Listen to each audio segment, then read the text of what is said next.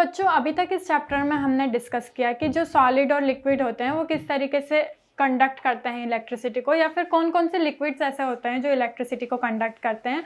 हमने इलेक्ट्रोलाइसिस के बारे में पढ़ा, हमने chemical effects of electric current के बारे में पढ़ा, हमने magnetic effect of electric current के बारे में पढ़ा कि अगर करंट वीक भी फ्लो हो रहा है सर्किट के थ्रू तब भी क्या होगा, जो कंपास नीडल होगी वो डिफ्लेक्शन शो करेगी। ठीक है, तो ये क्या हो गया बच्चों, कंपास नीडल तभी डिफ्लेक्शन शो करती है तब आसपास कोई मैग्नेट हो।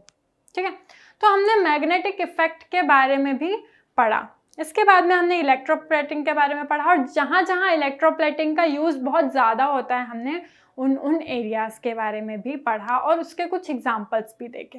तो बच्चों अब हम इनकी बल्क में समरी हम देखें तो हमने देखा इंसुलेटर्स वो होते हैं जो इलेक्ट्रिसिटी को कंडक्ट ना करते हैं, कंडक्टर्स वो होते हैं जो इलेक्ट्रिसिटी को कंडक्ट करते हैं, हमने सेमीकंडक्टर के बारे में पढ़ा। और बच्चों अब हम इसके ऊपर बेस्ड कुछ क्वेश्चंस के आंसर करेंगे।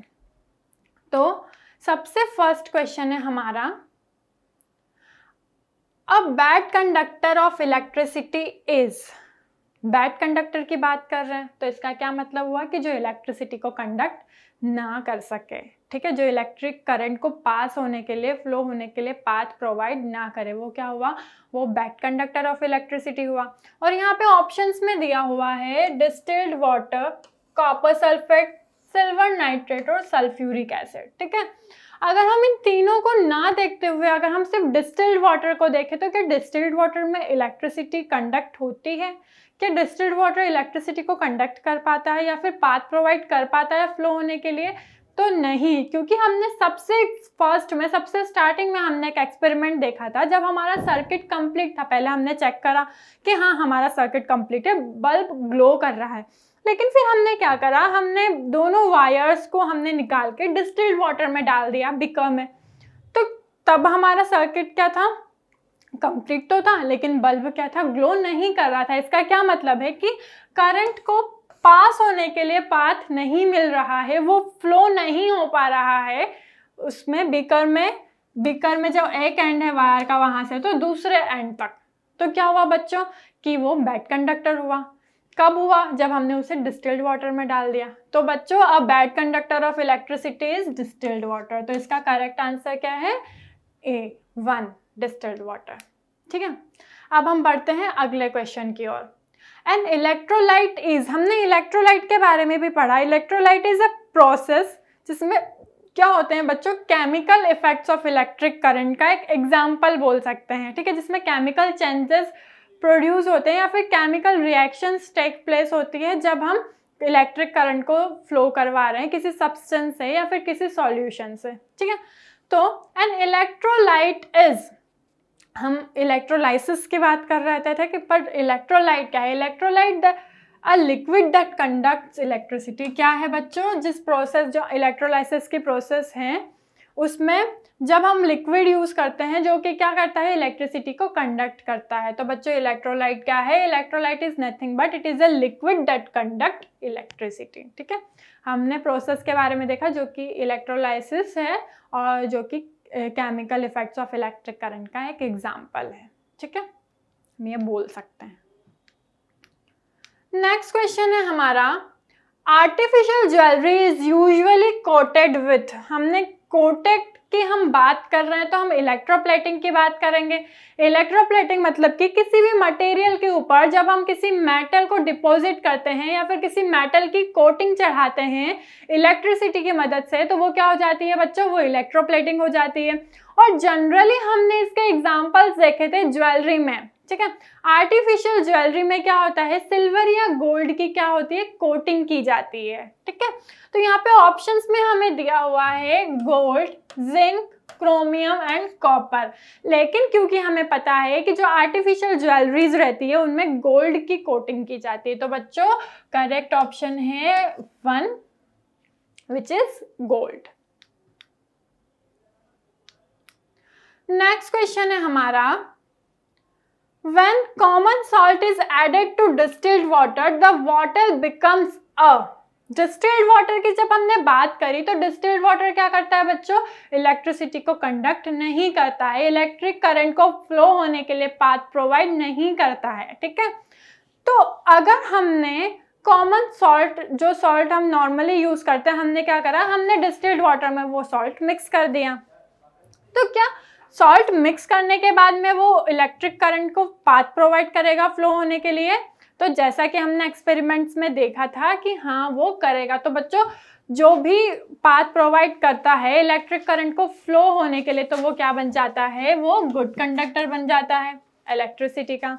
So when a common salt is added to distilled water, the water becomes a good conductor of electricity. Water क्या बन जाता है बच्चों, गुड कंडक्टर बन जाता है इलेक्ट्रिसिटी का। या फिर ऐसा बोल सकते हैं, कॉमन सॉल्ट की बजाय अगर हम डिस्टिल्ड वाटर में कुछ भी इम्प्योरिटी भी मिक्स कर देंगे तो वो क्या बन जाएगा, वो गुड कंडक्टर बन जाएगा इलेक्ट्रिसिटी का।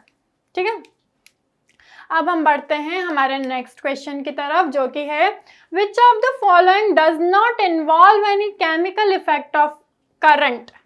केमिकल इफेक्ट ऑफ करंट की बात कर रहे हैं, ठीक है। और यहाँ पे ऑप्शंस में दिया हुआ है, फर्स्ट है हमारा electroplating, then electro refining, dispersion and none of this. ठीक है, तो जब हम केमिकल इफेक्ट्स ऑफ करंट की बात कर रहे हैं, जब हम करंट की बात कर रहे हैं, तो यहाँ पे हम डिस्पर्शन तो कोई सेंस नहीं बनता है। डिस्पर्शन तो फिनोमिना है जहाँ पे क्या होता है कि व्हाइट लाइट स्प्लिट हो जाती है डिफरेंट 7 कलर्स में, जिसका तो यहाँ पे कोई मतलब ही नहीं है, रिलेट ही नहीं करता है। तो बच्चों क्या हुआ, पूछा है हमसे यहाँ पे which of the following does not involve any chemical effects of current, तो इसका आंसर हुआ option 3 which is dispersion.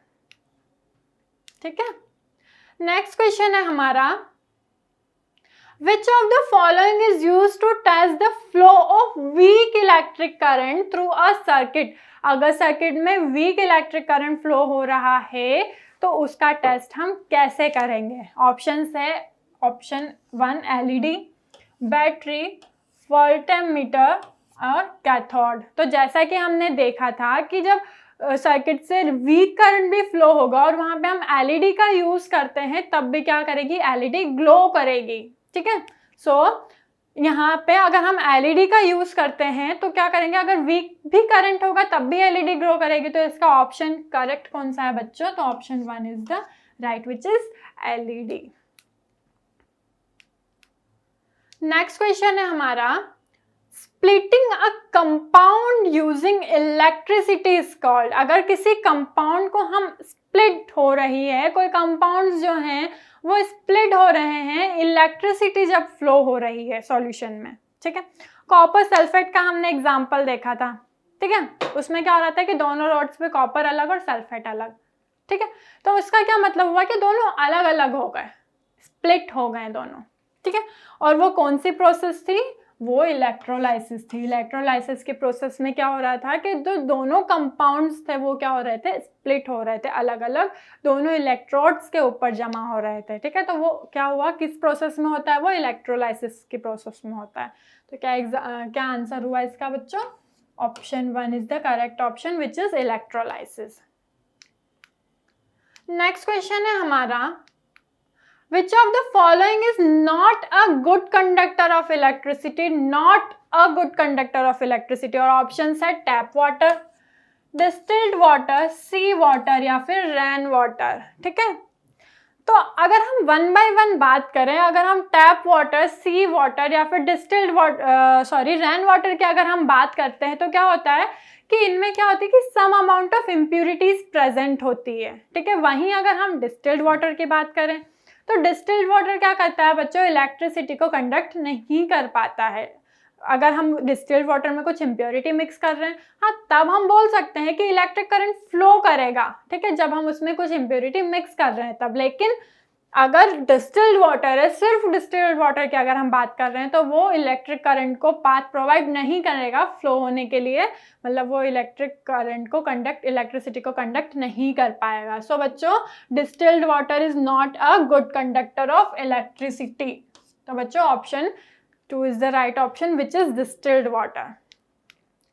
Next question है हमारा, does pure water conduct electricity? If not, what can we do to make it conducting? क्या pure water electricity को conduct करेगा, और अगर नहीं करेगा तो हम क्या ऐसी प्रोसेस कर सकते हैं जिसकी वजह से वो इलेक्ट्रिसिटी को कंडक्ट करने लगे। तो बच्चों जब हम प्योर वाटर की बात करते हैं तो ये तो हमें पता है कि प्योर वाटर क्या करता है, इलेक्ट्रिसिटी को कंडक्ट नहीं करता है। हमने एक्सपेरिमेंट्स भी करे थे, हमने देखा था कि बल्ब हमारा ग्लो नहीं कर रहा था, और बल्ब ग्लो नहीं कर रहा था मतलब कि सर्किट कहीं ना कहीं ब्रेक हो रहा है, और ब्रेक हो रहा है इसका क्या मतलब है कि इलेक्ट्रिक करंट फ्लो नहीं हो रहा है। इलेक्ट्रिक करंट फ्लो नहीं हो रहा है मतलब कि इलेक्ट्रिसिटी कंडक्ट नहीं कर पा रहा है, ठीक है। प्योर वाटर तो क्या होता है बच्चों, प्योर वाटर इलेक्ट्रिसिटी को कंडक्ट नहीं कर पाता है, लेकिन अगर हम उसमें कुछ अमाउंट ऑफ इम्प्योरिटी मिक्स कर दें तो क्या हो जाएगा बच्चों, वो इलेक्ट्रिसिटी को कंडक्ट करना स्टार्ट कर देगा। वो इम्प्योरिटी कुछ भी हो सकती है, फॉर एग्जांपल हमने सॉल्ट ले लिया, हमने सॉल्ट मिक्स कर दिया तो क्या हो जाएगा बच्चों, वो इलेक्ट्रिसिटी को कंडक्ट करना स्टार्ट कर देगा, ठीक है। तो इनिशियली अगर हम सिर्फ प्योर वाटर की बात करें तो प्योर वाटर इलेक्ट्रिसिटी को कंडक्ट नहीं करेगा, लेकिन अगर हम उसमें कुछ इम्प्योरिटी मिक्स कर दें तो क्या होगा, वो इलेक्ट्रिसिटी को कंडक्ट करना स्टार्ट कर देगा, ठीक है। नेक्स्ट क्वेश्चन है हमारा, is it safe for an electrician to carry out electrical repairs outdoors during heavy downpour. क्या एक इलेक्ट्रिशियन के लिए सेफ है इलेक्ट्रिकल अप्लायंसेस को हैंडल करना जब बहुत ज़्यादा रेनफॉल हो रहा? तो अगर हम रेन वाटर की बात करते तो क्या रेन वाटर पूरी तरीके से प्योर फॉर्म ऑफ वाटर होता है? अगर मतलब ऐसा देखा जाए तो कहीं ना कहीं कुछ अमाउंट ऑफ इम्प्योरिटी तो उसमें भी प्रेजेंट होती है। और जब हम इम्प्योरिटी बोल रहे हैं कि हाँ अगर some amount of impurity rain water में प्रेजेंट है तो इसका क्या मतलब हुआ कि वो कंडक्ट करेगा इलेक्ट्रिसिटी। और अगर इलेक्ट्रिसिटी कंडक्ट होने लगी तो क्या होंगे बच्चों, इलेक्ट्रिक शॉक के चांसेस रहते हैं, ठीक है। तो क्या होगा, इलेक्ट्रिशियन के लिए बिल्कुल भी सेफ नहीं होगा हेवी रेनफॉल में इलेक्ट्रिकल अप्लायंसेस को रिपेयर या फिर हैंडल करना, ठीक है। क्योंकि जो वाटर की हम बात कर रहे हैं, हम रेन वाटर की बात कर रहे हैं, तो उसमें भी कुछ अमाउंट ऑफ इलेक्ट्रिसिटी कुछ अमाउंट ऑफ इम्प्योरिटी प्रेजेंट होगी, जिसकी वजह से क्या होगा बच्चों, जिसकी वजह से इलेक्ट्रिसिटी कंडक्ट होगी और शॉक के चांसेस, इलेक्ट्रिक शॉक के चांसेस रहते हैं। नेक्स्ट क्वेश्चन है हमारा, when the free ends of a tester are dipped into a solution, the magnetic needle shows a deflection. Can you explain the reason? क्यों magnetic needle deflect करना start कर देती है? क्यों कर देती है? जब हम उसे टेस्टर को किसी सॉल्यूशन में डालते हैं क्यों कर देती है? क्योंकि जैसे ही हम टेस्टर को सॉल्यूशन में डिप करते हैं तो क्या होता है बच्चों, हमारा सर्किट जो होता है वो कंप्लीट हो जाता है। और जैसा कि हमें पता है कि जब हमारा सर्किट कंप्लीट हो जाता है तो क्या होता है, इलेक्ट्रिक करंट फ्लो करता है। और इलेक्ट्रिक करंट फ्लो हो रहा है तो क्या हुआ, कंपास निडल जो होगी या फिर मैग्नेटिक निडल जो होगी वो क्या करेगी बच्चों, डिफ्लेक्ट होना स्टार्ट कर देगी। Magnetic effect of electric current की हम बात कर रहे हैं यहाँ पे, ठीक है। और डिफ्लेक्ट होना स्टार्ट करेगी तो जिसकी वजह से क्या होगा, हम बोल सकते हैं कि क्या हुआ, magnetic effect of electric current है, ठीक है।